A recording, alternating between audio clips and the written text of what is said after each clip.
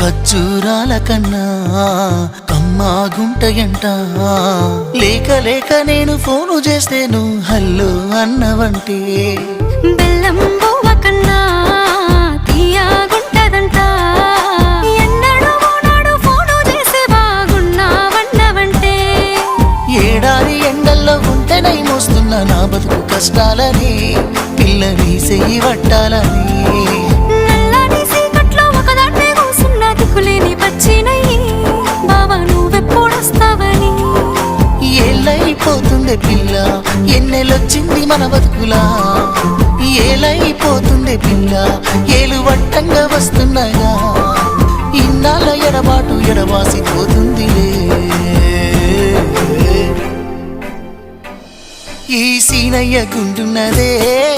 సినదారా నీ కోసము ఈ దూరాన్ని చెరుపుతూ తీరాలకెగిరింది